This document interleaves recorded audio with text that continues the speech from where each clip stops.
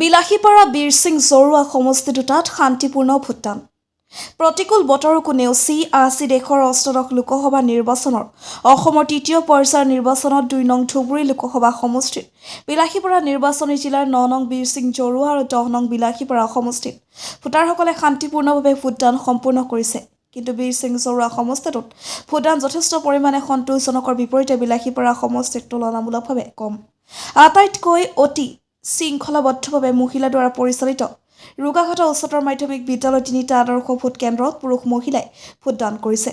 উল্লেখ্য আছে বীৰ সিং জৰুৱা সমষ্টিত ৩২১টা ভোট কেন্দ্ৰত মুঠ ভোটাৰৰ সংখ্যা ২,৬৪,৭৮১ জন। আনফালে বিলাসীপাৰা সমষ্টিত ২৪৪টা ভোটগ্ৰহণ কেন্দ্ৰত মুঠ ভোটাৰৰ সংখ্যা ১,৯১,৬০৭ জন। দুটা সমষ্টিৰ মুঠ ভোটাৰৰ সংখ্যা ৪,৫৮,৩৮৮ গৰাকী। আবেলিলৈকে দুটা সমষ্টিত ভোটদানৰ প্ৰায় ৭০%। বিলাসীপাৰাৰ পৰা জহিৰুল ইছলামৰ report, north east frontier news. কেনেকুৱা লাগিছে আজি? ভাল লাগিছে। কোনখন স্কুলত ভোট দিব আহিছে? কথা ওলাই আহিছে। চ' মোক গোটেই অসমবাসী আৰু ভাৰতবাসী হাতযোৰ কৰি ধন্যবাদ জনাইছোঁ, শুভেচ্ছা জনাইছোঁ।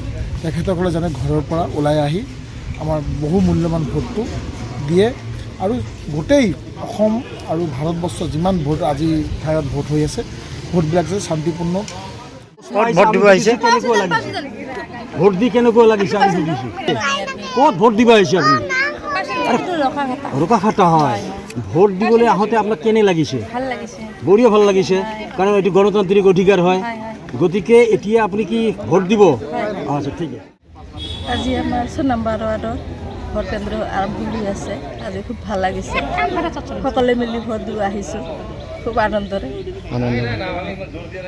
কোনো হুলস্থুল পৰিৱেশ হোৱা নাই? নাই, কোনো হুলস্থুল পৰিৱেশ হোৱা নাই, শান্তপূৰ্ণভাৱে ভোট হৈ আছে। কোনখন স্কুল এইটো? এখন জনতা এম.ই. স্কুল, জমাতে LP স্কুল, এম.ই. স্কুল। ভাল লাগিছে, কোনো অসুবিধা হোৱা নাই? ভাল লাগিছে, শান্তিপূৰ্ণভাৱে হৈ আছে।